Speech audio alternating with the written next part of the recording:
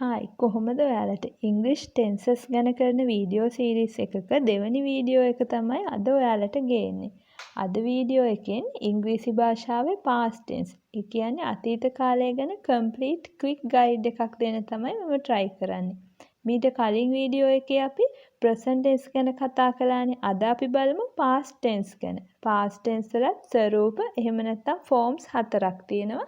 simple past tense, past continuous tense, past perfect tense සහ past perfect continuous tense විදියට. අපි මුලින්ම බලමු simple past tense ගැන. simple past tense වාක්‍ය හැදෙන්නේ subject එකට past tense verb එක එකතු වෙලා ඊට පස්සේ complement එක add වෙනවා. We use simple past tense to describe an action completed in the past, which means an action started in the past and finished in the past. අපි simple past tense භාවිතා කරනවා අතීත කාලය තුළ සම්පූර්ණ කරන ලද ක්‍රියාවක් දැක්වීම සඳහා. ඒ කියන්නේ එම ක්‍රියාව අතීතයේදී පටන් අරගෙන අතීතයේදීම ඉවර වෙලා තියෙනවා. උදාහරණ විදියට she made a cake. ඇය කේක් එකක් හැදුවා. He wrote an essay. ඔහු රචනාවක් ලිව්වා. They cleaned the garden. ඔවුන් උද්‍යානය පිරිසිදු කළා. ඔයාලට පේනවා simple past tense වලදී verb එක subject එක අනුව වෙනස් වෙලා නැහැ. ඒ කිව්වේ subject එක singular වුණත් plural වුණත් verb එක එකම විදිහට තමයි යෙදෙන්නේ. ඔයාලට මතක ඇති simple present tense වලදී subject එක singular නම් verb එකේ base form එකට s අකුරක් එකතු වුණා. plural වලදී එහෙම උනේ නැහැ. ඒත් simple past tense වලදී subject එක singular වුණත් plural වුණත් verb එක same. අපි දැන් බලමු past tense verb එක හැදෙන්නේ කොහොමද කියලා. ඉංග්‍රීසි භාෂාවේ තියෙනවනේ regular verbs හා irregular verbs. regular verbs ඒ කියන්නේ විධිමත් ක්‍රියාපදවලදී past tense form එක හැදෙන විදි කීපයක් තියෙනවා. standard rule එක එහෙම නැත්නම් සම්මත ක්‍රමය තමයි ක්‍රියාපදයේ අන්තිමට ed එකතු වෙනවා. add ed to the base verb. examples එහෙම නැත්නම් උදාහරණ තමයි work, worked, walk, walked. Then for verbs end in e, just add d. ඒ කියන්නේ e අකුරෙන් අවසන් වෙන ක්‍රියාපද වලට අපි ied e අකුරක් එක්ක d එකතු කරන්නේ නැහැ. ඒ වෙනුවට d අකුර තමයි එකතු කරන්නේ. උදාහරණ තමයි like, liked, bake, baked. like කියන ක්‍රියාපදය ගත්තොත් ඒක e අකුරෙන් ඉවර වෙන්නේ. අපි ඒකට ආයෙත් ed එකතු කරන්නේ නැහැ. d අකුර තමයි එකතු කරන්නේ. ඊළඟට for verbs end in vowel plus consonant, what we have to do is we have to double the final consonant then add ed. ඒ කියන්නේ කිසියම් ක්‍රියාපදයක් අවසාන වෙන්නේ ස්වරාක්ෂරයකුයි ව්‍යංජනාක්ෂරයකුයි නම් අපි කරන්නේ අවසානයේ තියෙන ව්‍යංජනාක්ෂරය ඩබල් කරනවා. ඒ කියන්නේ ව්‍යංජනාක්ෂරයම ආයි යොදලා ඊට පස්සේ ed එකතු කරනවා. උදාහරණ විදියට plan, planned. plan කියන එක ඔයාලට පේනවා එකතු ඉවර වෙන්නේ n අකුරෙන්. n කියන ව්‍යංජනාක්ෂරයෙන්. ඒ හින්දා අපි ඒක ඩබල් කරලා ed එකතු කරලා තියෙනවා. ඊට stop, stopped. ඊළඟට අනිත් ස්වරූපය තමයි මේ past tense හැදෙන විධිමත් ක්‍රියාපදවලදී for verbs end in consonant plus y, change the y to I and add ed. ඒ කියන්නේ කිසියම් ක්‍රියාපදයක් ඉවර වෙන්නේ ව්‍යංජනාක්ෂරයකුයි y අකුරෙනුයි නම් අපිට කරන්න තියෙන්නේ y අකුර වෙනුවට I දානවා ඊට පස්සේ ed එකතු කරනවා. උදාහරණ විදියට study, studied, carry, carried. දැන් ඔයාලට පේනවා study කියන වචනේ d අකුර ව්‍යංජනාක්ෂරයක් ඊට පස්සේ y තියෙනවා. එතකොට අපි කරලා තියෙන්නේ y අකුර අයින් කරලා ඒ වෙනුවට I දාලා ඊට පස්සේ ed එකතු කරනවා. just add ied. remove the y then add ied. අපි දැන් බලමු අවිධිමත් ක්‍රියාපද. ඒ කියන්නේ irregular verbs වලදී අතීත කාල ස්වරූපය හැදෙන විදිය. don't follow a set pattern and change in various ways. මේ verbs ගත්තොත් එහෙම ඒවා නිශ්චිත රටාවක් නැහැ. විවිධ ක්‍රම වලට වෙනස් වෙනවා. ඒ ක්‍රම තුනක් තියෙනවා.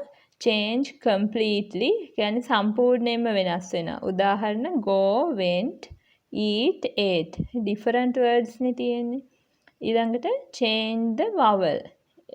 vowel එක වෙනස් වෙලා තියෙනවා. examples find, found, swim, swam.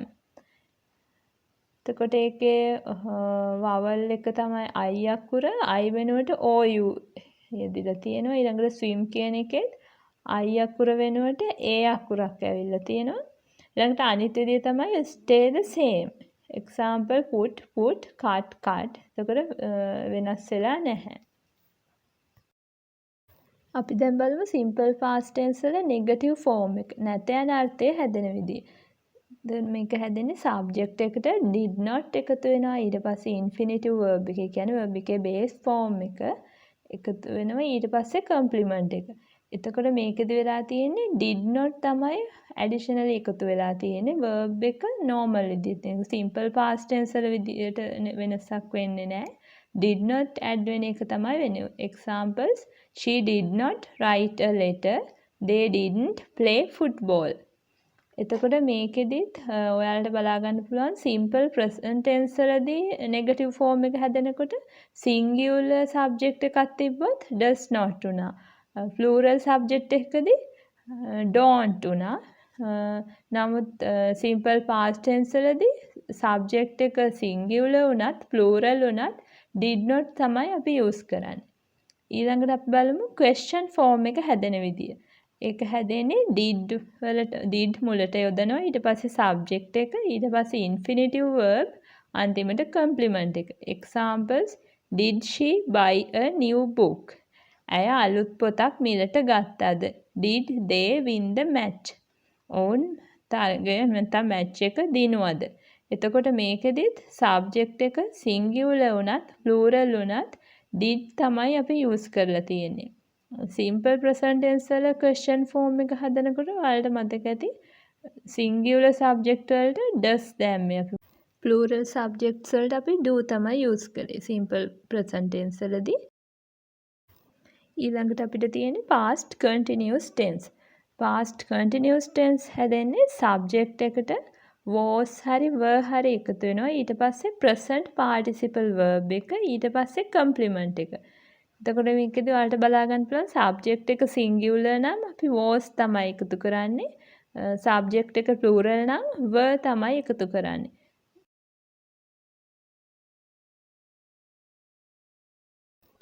We use past continuous tense to describe an action that was going on at some time in the past.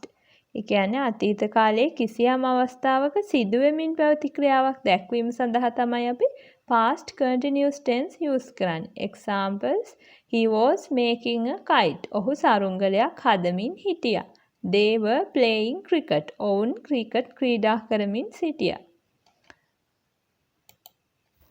past continuous tense වල negative form එක ගැන බැලුවොත් was not, were not තමයි එකතු වෙන්නේ. වෙනස් විදිහට එකතු වෙන්නේ. එතකොට singular subjects වලදී was not, plural subject වලදී were not තමයි use කරන්නේ.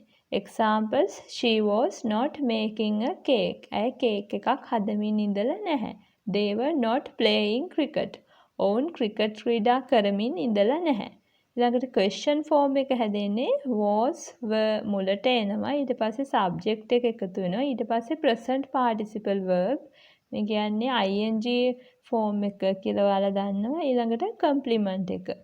examples was she writing a letter at that time? ඒ වෙලාවේ ඇය ලියුමක් ලියමින් ඉඳලා තියෙනවද? were they cleaning the garden at that time? ඒ වෙලාවේ ඔවුන් උද්‍යානය පිරිසිදු කරමින් ඉඳලා තියෙනවද? past tense වල next form එක විදිහට අපි බලමු past perfect tense. මේ වාක්‍ය හැදෙන්නේ subject එකට had එකතු වෙනවා. ඊට පස්සේ past participle verb එක. ඊට පස්සේ complement. past participle verb ගැන මම ඔයාලට කලින් වීඩියෝ එකේදී කිව්වා. එතකොට අපි දැන් බලමු මේ past perfect tense sentences use කරන්නේ මොකක්ද කියලා. We use this tense to describe an action completed before a certain moment in the past. ඒ කියන්නේ අතීත කාලයේ කිසියම් මොහොතකට පෙර සම්පූර්ණ කරන ලද ක්‍රියාවක් දැක්වීම සඳහා තමයි අපි මේ past perfect tense use කරන්නේ. Examples: they had brought lunch for us. ඔවුන් අප වෙනුවෙන් දිවා ආහාරය ගෙනවිත් තිබුණා. When I went to the library, it had closed. මම පුස්තකාලයට යනකොට ඒක වහලා තිබුණා. දැන් ඔයාලට පේනවා මේ past perfect tense වලදී subject එක singular වුණත් plural වුණත් had තමයි use වෙලා තියෙන්නේ. එතකොට present perfect tense වලදී subject එක singular නම් has තමයි use කරේ. subject එක plural නම් have තමයි use කරේ. past perfect tense වල negative form එක හැදෙන විදිහ බැලුවොත් එහෙම had not එකතු වෙන එක තමයි මේකෙදි වෙන්නේ. Examples: they had not invited her to the meeting. ඔවුන් ඇයට මීටින් එකට එහෙම නැත්නම් රැස්වීමට ආරාධනා කරලා තිබුණේ නැහැ. She had not made a cake. ඇය කේක් එකක් හදලා තිබුණේ නැහැ. ඊළඟට question form එක හැදෙන්නේ had මුලට එනවා. ඊට පස්සේ subject එක, ඊට පස්සේ past participle verb, ඊට පස්සේ complement. Examples: had he sent me a letter. ඔහු මට ලියුමක් එවලා තිබුණද? Had they won the match. ඔවුන් තරගය දිනලා තිබුණද? එතකොට ඔයාලට පේනවා මේ past participle verb තමයි use කරලා තියෙන්නේ. sent, won.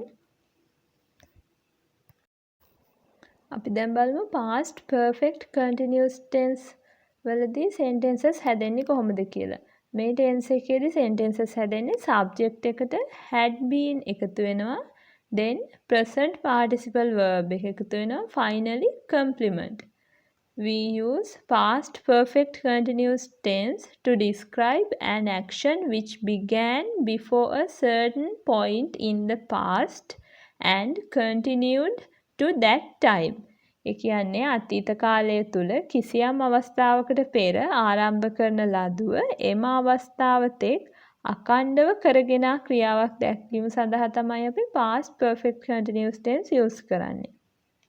Examples: before she left the country, she had been working in this office for 3 years. ඇය මේ රටින් පිටව යන්න කලින් ඇය මෙම කාර්යාලයේ අවුරුදු 3ක් වැඩ කරමින් ඉඳලා තියෙනවා.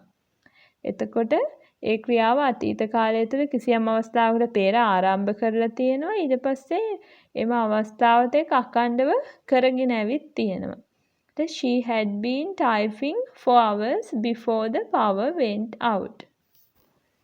past perfect continuous tense වල negative form එකේදී වෙන්නේ had not එකතු වෙන එක තමයි. කියන්නේ subject එකට පස්සේ had not been, ඊට පස්සේ present participle verb, then complement. Examples: she had not been cooking rice when her mother walked into the kitchen. ඇයගේ මව මුල්සැන්ගෙට ඇවිදගෙන එන විට ඇය බත් උයමින් ඉඳලා නැහැ. ඊළඟට they had not been practicing dance for hours. ඔවුන් පැය ගණනාවක් නැටුම් පුරුදු වෙමින් ඉඳලා නැහැ. ඊළඟට question form එක හැදෙන්නේ had වලට subject එක එකතු වෙනවා. ඊට පස්සේ been, ඊට පස්සේ present participle verb එක, then finally complement. Examples: had you been waiting for the bus before a taxi arrived. කියන්නේ ටැක්සි එකක් එන්න කලින් ඔබ බස් එකක් එනතුරු බලා සිටියද? Had she been working in this office for 5 years before her retirement. ඇය විශ්‍රාම ගන්න කලින් මේ කාර්යාලයේ අවුරුදු 5ක් වැඩ කරමින් ඉඳලා තියෙනවද? එතකොට ඔයාලට දැන් පේනවා මේ past tense වලදී subject එක singularද නැත්නම් pluralද? ඒ කියන්නේ subject එක ඒකවචනද බහුවචනද කියන එක මත depend වෙලා වාක්‍ය හැදෙන විදිහ වෙනස් වෙන්නේ past continuous tense වලදී විතරයි. අනිත් forms වලදී subject එක singular උනත් plural උනත් වාක්‍ය හැදෙන විදිහ එකමයි. Hope that you have got a good idea about past tense sentences. If you think our videos are useful, please share and subscribe our channel, and please feel free to give your suggestions, criticisms and anything else related to this video in the comment section, because it would help me to prepare good quality videos. Thank you for watching our video and hope to bring you about the future tenses in the next video. Bye.